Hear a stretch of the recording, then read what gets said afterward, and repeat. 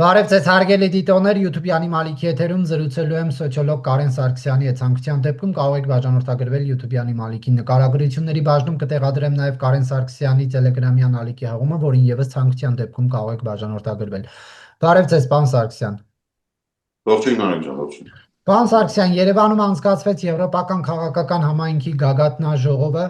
որին մասնակցեցին ԵՄ բարձրաստիճան պաշտոնյաներ, ինչպես նաև Եվրամիության անդամ պետությունների ղեկավարներ, նախագահներ, վարչապետեր, ընդհանուր առմամբ ինչպես է գնահատում միջոցառման անցկացումը Երևանում եւ սա ինչ տվեց Հայաստանին։ Նախ եւ առաջ պետք է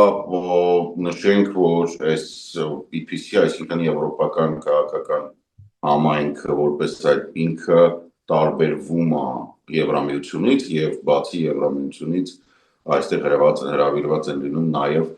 ոչ ԵՄ երկրների նախագահներ կամ ղեկավարներ եւ սա գրեթե ամբողջ պատմության մեջ, որը 22 թվականից է սկսում, երբ հարձակումը սկսվեց, տեղի ունեցավ հարձակումը Ռուսաստանի հարձակումը Ուկրաինայի վրա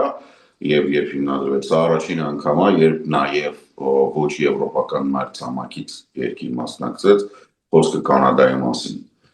Այս առումով այս հանդիպումը 8-րդը թվով 8-րդը աչքի էր ընկնում նաեւ բոլոր մնացած խաղացողների համար։ Մայքլ Կարնի մասնակցությունը նոր շունչ եւ նոր իմաստ էր տվել սրան։ Սա մենք առաջին անգամ հանդիպումը տեղի ունենում այնտեղ, այսինքն Հարավային Կովկասում եւ մեծ հաշվով սա տարածք է, որը դեռևս կոնֆլիկտից չի դուրս եկել։ Եվրոպան իրականում որքան էլ որ մենք խոսում ենք նրա մասին, որ խաղաղություն է կամ խաղաղություն չի, Ալիևը ասում է խաղաղություն է, բայց իրականում խաղաղություն չի, ինչ որ խնդիրներ են առաջանում, որոնք մինչև հիմա լուծված չեն եւ նոր խնդիրներ են առաջանում եւ Հայաստանի սահմանինքից տեղի ունենում մեկ նոր պատերազմ, որը Իրանի եւ ԱՄՆ-ի մեջ է տեղի ունենում, Իսրայելի իհարկե նաեւ որպես խաղացողներից մեկը միևնույն է եվրոպական առաջնորդները եւ այն երկրները, որոնք համարում են, որ եվրոպական մոդելը հասարակության եւ քաղաքականության եւ տնտեսության ինքը ամենաշահավետ մոդելն է, չեն վախենում եւ գալիս հավաքվում, որովհետեւ պատկերացրեք եվրոպական առաջնորդների կողմից եւ սրան Մակրոնը առանձին ուշադրություն դարձրեց։ Հայաստանում դեռևս կան ռուսական բազաներ, Ռուսաստանը պաշտոնապես հռչակված է Եվրոպայի թշնամին։ Հայաստանը դեռևս ՀԱՊԿ-ի եւ ԵԱՏՄ-ի անդամ է եւ Իրանը, որը Հայաստանի սահմանակից երկիր է, հենց հիմա գտնվում է պատերազմի մեջ, որտեղ ժամանակ առ ժամանակ քննարկում է միջուկային զենքի կիրառում։ Եվ միևնույնն է, երկրների ղեկավարները գալիս են Հայաստան։ Սա հայտարարություն է, որը երևի թե ամենալավը արտահայտվեց նույն Կանադայի վարչապետ ողջույնի խոսքում, եթե չեմ սխալվում, թե առաջի այդ բանն նիստներ, երբ որ ինքը ասեց մենք պատրաստվում ենք վերականգնել համաշխարհային կանոնակարգը եւ այդ համաշխարհային կանոնակարգը վերականգնվելու է Եվրոպայի կողմից եւ Եվրոպայի պայմաններով։ Երևի թե սա է այն մեսիջը, որը հանդիպումը EPC-ին Հայաստանում որտեղ ունեցավ 26 թվականի Երևանի EPC-ին, սա է մեսիջը, որը պետք է տեղ հասցվեր բոլորին։ Ես ցենց եմ գնահատում ինձ համար երևի թե սա ամենակարևորն է։ Պարոն Սարգսյան, Ալիևը միացավ տեսակապով միջոցառմանը եւ կոշտ քննադատեց Եվրախորհրդարանին, իր խոսքերով ասած Հայաստանի եւ Ադրբեջանի միջև խաղաղության միտված քայլերը խաթարելու փորձերի համար, մատնանշելով այն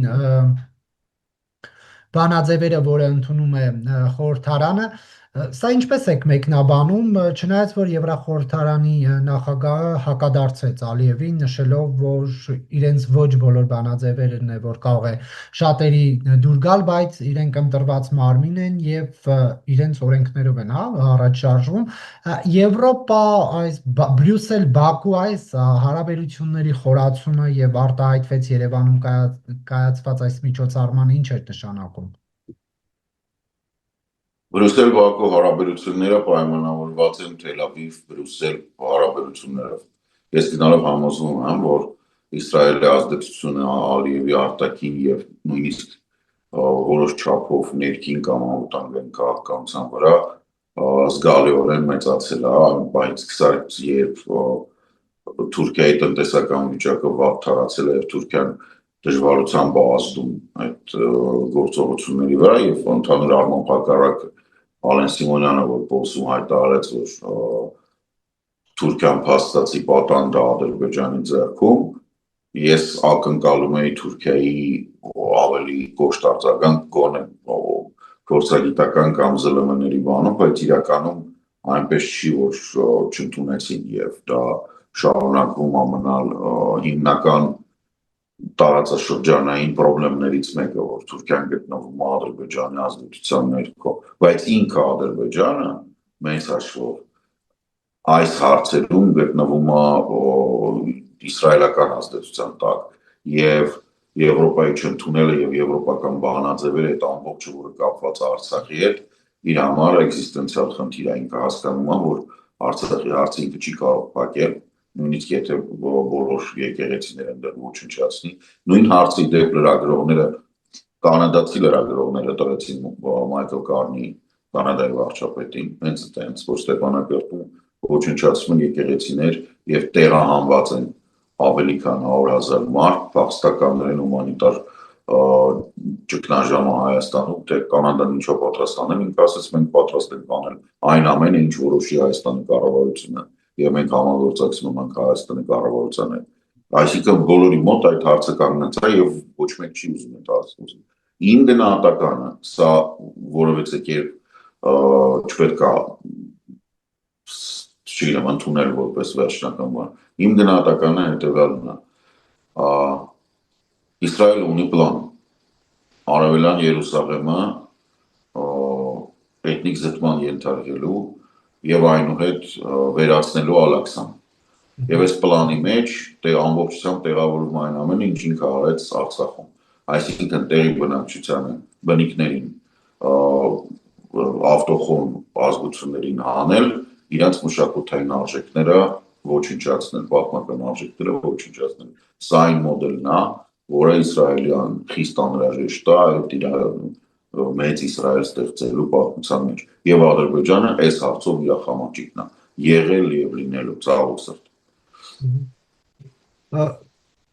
Մակրոնն է քննադատությունների կենտրոնում հայտնվել Հայաստանում իր մի հայտարարության համար։ Պանելային քննարկման ժամանակ հայտարարեց, որ 8 տարի առաջ Հայաստանը դիտարկվում էր որպես Ռուսաստանի արբանյակ, Նիկոլը Թավշյա հեղափոխության միջոցով պաշտպանեց իր երկիրը, ասում է 8 տարի առաջ այստեղ ոչ ոք չէր գա։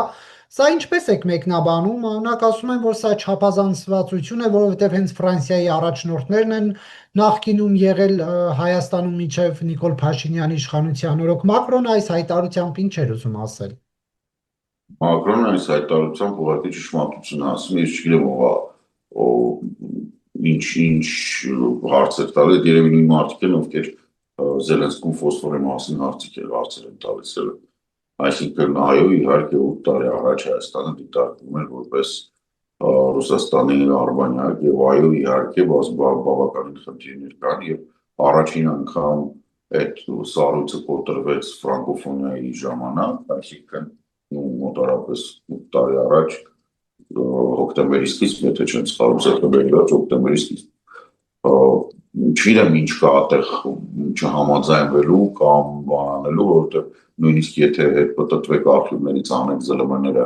կամ վերցնեք պետական վիճակագրությունը եւ հարաբերությունները տեսնեք կամ տեսնեք պետական այրերի ճառերը, դուք կհամոզվեք, դա այդպես է։ Եվ ոչ միայն համարվում էր, այլ ցավոք սրտի Ռուսաստանի արբանյակ է եւ քվեարկությունները ես մարդիկ կարող մոռացել եմ, բայց ես շատ լավ հիշում եմ, որտեղ հետևում եմ ՄԱԿ-ում քվեարկությունները ընդհանրապես Հայաստանը չէր դիտարկում, Բուրկինա Ֆասոյի պես մի բան է։ Հələ մեկ կարող է Վանուատուն ավելի անկախ ձայներ ունենալ, քան Հայաստանը։ Այսինքն Հայաստանը ամբողջությամբ եւ միշտ քվեարկում է Ռուսաստանին։ Այդ կասկածից վեր է, որ դա այդպես է։ Միայն դա է Հայաստանը հիմք որ ասել այլևս Ռուսաստանի արբանյակ չէ, որովհետև շատ հարցերում էլ խորացնում են հարաբերությունները։ Այն ինչ նկատի ուներ Մակրոնը դա էր, այսինքն տնտեսական ռազմական կապերը, որտեղ որ Ռուսաստանի դիրքերը թուլացել են եւ այնինչ, տեսեք, արտաքին ուրիշ երկրի ղեկավարը արտաքին հարաբերությունների մեջ իրանց գնահատականները բացի դեսպանատան վերլուծություններից եւ հետախուզության տվյալներից նաեւ հիմնվում են այսինքն ուսումնասիրվող կամ օբյեկտ երկրի ղեկավարի ասելքների վրա։ Եթե Նիկոլ Փաշինյանը ասում է, որ եթե ժամանակին մեր զենքի եւ զինամթերքի կոնտրակտների 99%-ով Ռուսաստանին հիմա դիվերսիֆիկացնում են, ուրեմն դա այդպես էլ կա։ Դա մեկ երկու ամենամարպարս ցուցանիշի այդայնա, որ գալիս է Զելենսկին եւ Զելենսկու գալը եւս մեծ տենց ինդիկատոր է կամ ողանջնա, որ պետք է հասկանալ, որ Հայաստանը այլևս Ռուսաստանի հետ արտաքին քաղաքականության հետ կապ չունի։ Բազմաթիվ դեպքեր կային, երբ Ռուսաստանի պահանջով ձերբակալված մարդիկ հիմնականում քաղաքական հոդվածներով, բայց քաղաքական հոդվածները դա մենք գիտենք եւ դա գիտակցություն է։ Դե յուրե, այսինքն զուտ օրենքի զուտ օրենքի տարի տեսանկյունից այդ հոդվածները քրեական են, բայց մերոնք նույնիսկ չեն ոչ մի գործառություն անում, վերցնում են, տեսնում են այդ հոդվածնա բաց են թողում։ Հետ չեն ուղարկում, Հայաստանում էլ ոչ մի պատասխանատվության չեն ենթարկում։ Այսինքն այս ամբողջը գալիս է ապացուցելու, որ բանով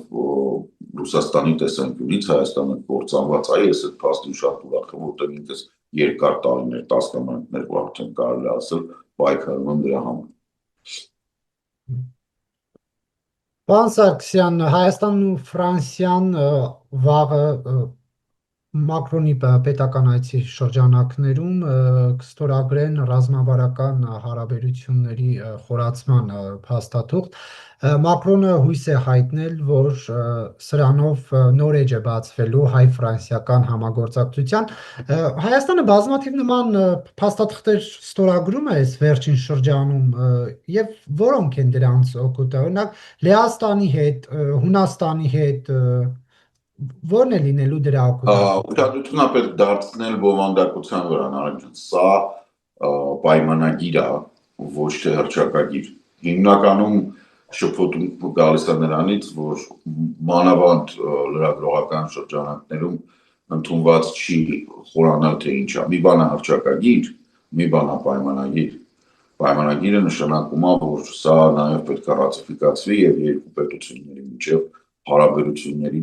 որակական փոփոխություն է տեղի ունենալու,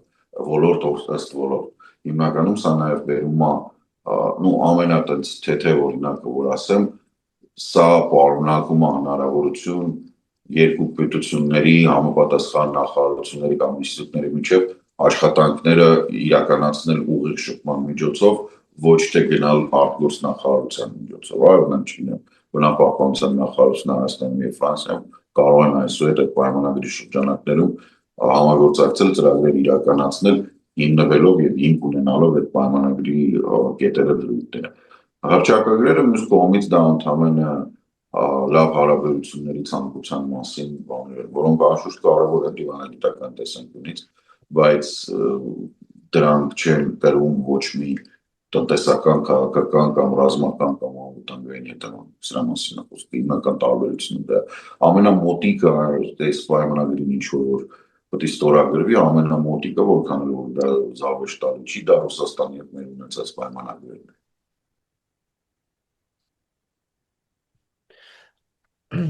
Այսինքն սա կոնկրետ ոլորտների խորացում է, հա, որտեղ մարդկանց մոտ նաև շփոթում կա, որ ռազմավարական բառը հենց լսում են, մտածում են զենքի սպառազինության համագործակցություն է լինելու։ Դա կարող է ներառել սա, թե ոչ։ Իհարկե, անշուշտ։ Ռազմավարական նշանակում է ընդհանուր առմամբ նախ եւ առաջ, երբ այսպիսի հարաբերություններում խոսում ենք ռազմավարականի մասին, մենք պետք է հասկանանք, որ առաջին հերթին նկատի ունեն ժամկետային հորիզոնները, այսինքն սա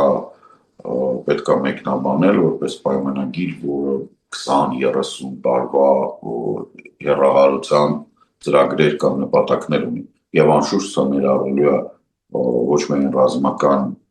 անվտանգային, այլ նաև տնտեսական, նաև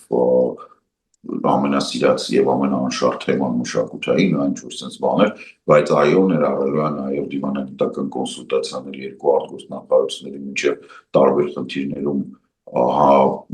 համաձայնեցված դիրքորոշում ունենալու կամ առնվազն իրար անակնկալիչը բերելու քաղաքականությամբ,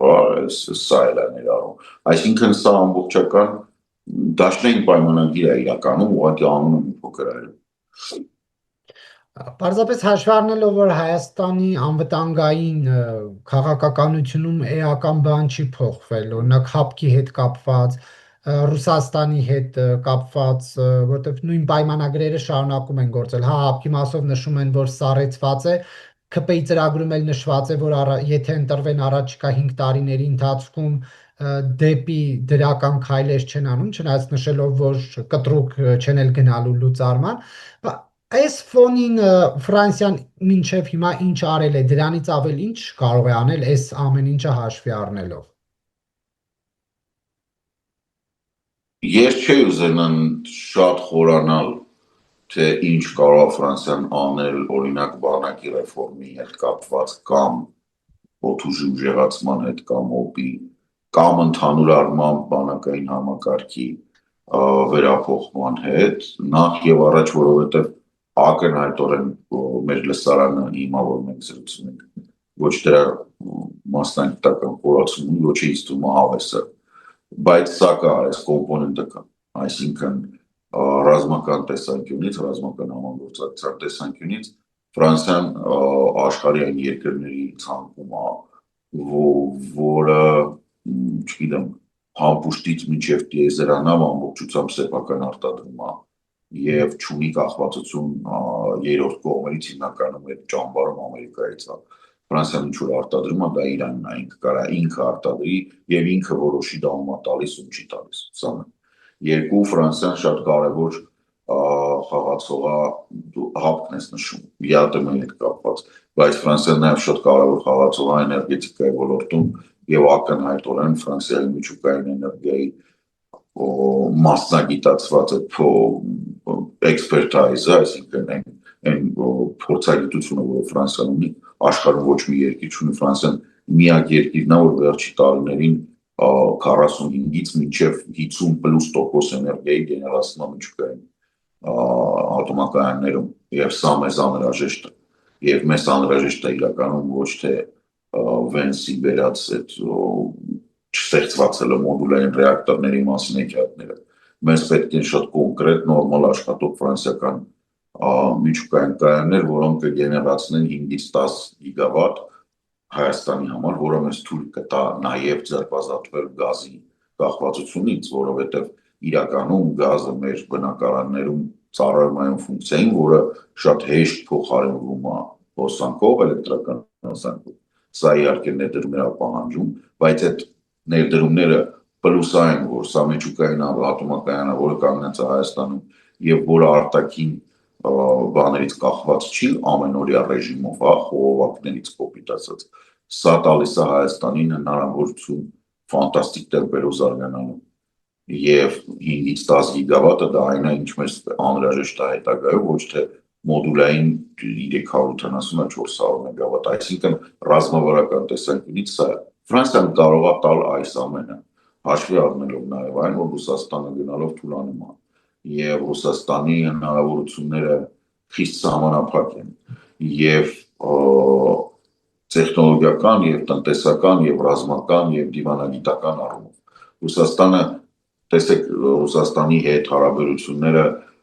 նաև ինչով էին լավ, որ Ռուսաստանը լավ ճակերտավոր ինչով էին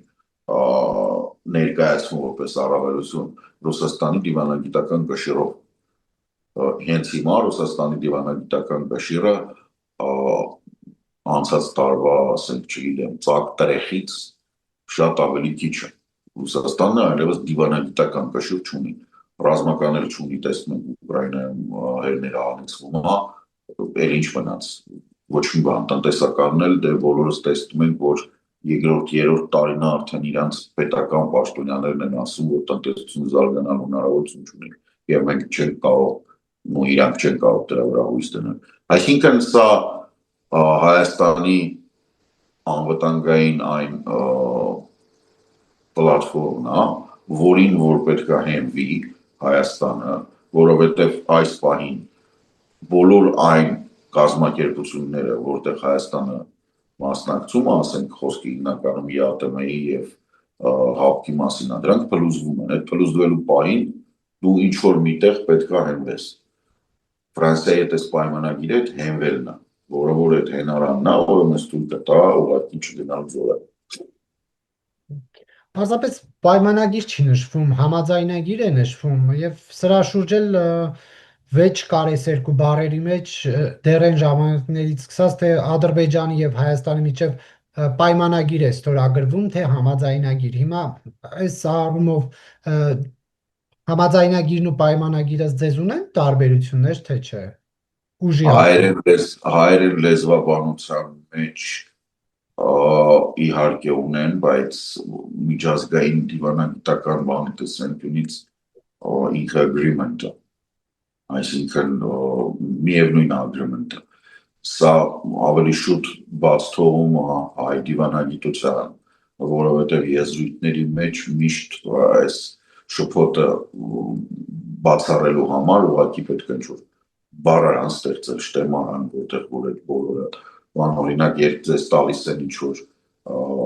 press release, ինչ-որ brief, այդ brief-ում պետք է համաձայնեցված բոլոր անգամ, ամեն անգամ պետք է համաձայնեցված լինի, իրանք պետք է որոշեն agreement-ը ինչ են գրում, համաձայնագիր թե պայմանագիր։ Այսինքն որպեսզի տենց չլինի, քանի որ ստորագրությունը միևնույն անգլերեն լեզվով է լինելու, այս դեպքում ֆրանսերեն, եւ առաջնայինը միջազգայինի մեջ կամ անգլերենն կամ ֆրանսերենը ամեն դեպքում հայերենը չի։ Այնպես որ սա անիմաստ, ինձ թվում է ժամանակի կորուստ է։ Պարզապես Եվրոպայի վիճակն էլ գնալով ծանրանում է Թրամփի հայտարարությունից հետո, որ ամերիկյան զորքերը հանում է, իսկ Ֆրանսիայի դերը մենք գիտենք Եվրոպայում, ինք կարողանալու է խնդիրների ֆոնին նաև Հայաստանին ժամանակ հատկացնել։ Իրականում Թրամփի հայտարարությունները դա անդամ ակուստիկ աղմուկ է, ինքը 38,000 զորախմբից Գերմանիայում 5,000-ն է հանում, մեկ։ Երկու, սա այն զորամիավորումն է, մոտավորապես այն թվականակն է, նույնիսկ դրանից փոքր, որը ավելացվել էր 22 թվականից հետո Ուկրաինայի վրա հարձակումից հետո։ Այսինքն սա մինչև այդ չի եղել այս քանակի զորականակ, ինքը ուղղակի ավելացնում է։ Սա ավելի շուտ ցուցադրական ակցիա է, քանի որ Թրամփը մի քիչ մանկամիտ է, որ բաներ ունի, խնդիրներ ունի հոգեբանական,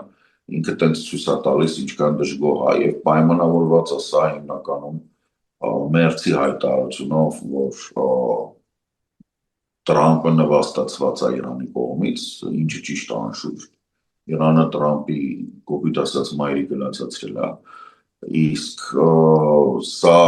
նարցիսների համար, հոգեկան հիվանդ նարցիսների համար սա անընդունելի է եւ իրանք ճիշտ ասած լավ են բրցել, ես չէի զարմանա, եթե ինք օրինակ չնեմ փակեր Գերմանիայի դեսպանատունը ԱՄՆ-ում կամ ԱՄՆ-ի դեսպանին հետ կանչեր Գերմանիայից կարադումից, որտեղ օրինակ թե Հայաստանից, թե զարմանալիորեն տարածաշրջանում ոչ միտեղ Ամերիկայի դեսպան չկա, բացի Իսրայելից եւ Թուրքիայից։ Սա հետաքրքիր բան է, հա, բոլոր մնացածը երևի թե շատ խիստ նեղացրել են Թրամփին։ Ինքը հոգեկան հիվանդ է, պետք չի դրա վրա ուշադրություն դարձնել, ամեն երկու Եվրոպան ընդհանրապես չի թույլատրել նայել, որովհետև այս ընթացքում Թրամփի երկրորդ ժամկետին սկսել է երկրորդ կադենցիան, Եվրոպան միայն ուժեղացել է, եթե մինչև այդ կար Օրբան, որը տապալում էր ներքին որոշումները, հիմա Օրբան չկա, Ֆիցոն տելով գլուխը կապ գալիս է, Ուկրաինային տրամադրվող օգնության եւ աջակցության մեջ այլևս շիլափլավ չկա, բոլորը հասկանում են ով է զենք մատակարարում, ով է բան, ոչ մեկ ուրիշ չի դնում մի երկրի վրա, որտեղ չգիտեմ, սենատը կարող է որոշի չհավաքվելու շատդաուն լինի, որի պատճառով զենքը չգա, այսինքն այդ խեղկատակությունը վերջացել է, ինչ որ անհրաժեշտ է Ուկրաինային, Ամերիկայից ուղղակի գնում են, եւ ամենակարևորը Իսլանդիան սկսել է խոսակցություն այն մասի, որ ինքը ուզում է վերադառնալ Եվրամիություն, իսկ Կանադան մասնակցում է ամբողջությամբ, ասենք, շատ լուրջ կապերով սկսում է համագործակցել, նոր կապեր ստեղծել եւ հին կապեր ուժեղացնել, մասնավորապես դա նոր մետաղների մասին է խոսքը, մասնավորապես էներգետիկ առումով Կանադան շատ ավելի ողջունելի գործընկեր, անվտանգային առումով, թվային տեխնոլոգիաների երեք նույն ես պետք է հակառնի վերադառնամ, որովհետեւ իրականում այդ մեխը այս հանդիպման դա եվրոպական քաղաքական համայնքի մեջ ոչ եվրոպական երկրի ներառման, ընդ որում միանգամից sense բարձր մակարդակով, սա հատուկ ուշադրության արժանի։ Ինքը ասաց, որ մեր բանակցությունները Եվրոպայի հետ այդ ուղղությամբ են գնում։ Մենք ունենք նուրբ մետաղներ, մենք ունենք անվտանգություն, մենք ունենք ռազմական, մենք ունենք այն ինչ որ կոչվում է digital domain, այսինքն մեծ հաշվով թվային տեխնոլոգիաներ, եւ ինքը նաեւ նշեց, որ գոյություն ունի նաեւ Ավստրալիայի եւ Նոր Զելանդիայի։ Եվ սա նշանակում է, որ Եվրոպան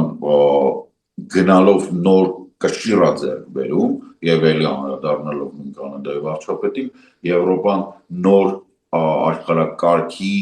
ինքը եւ ինքն լինելու, այսինքն հին աշխարհակարգը, որը հիմնված էր Ամերիկայի դոմինանսի վրա, իհարկե բլուզվել է եւ սրա մասին ոչ մեկ այլևս չի թաքցնում, բաց խոսում են, բայց նոր աշխատակարգը կառուցվելու է եվրոպական արժեքներով եւ Եվրամիության, Եվրոպայի ցանկության հիման վրա եւ սրան վստահեցնում եմ սրան դեմ չի ոչ նոր գերուժ ստացած Իրանը, որին Ամերիկան սարքեց ուղղակի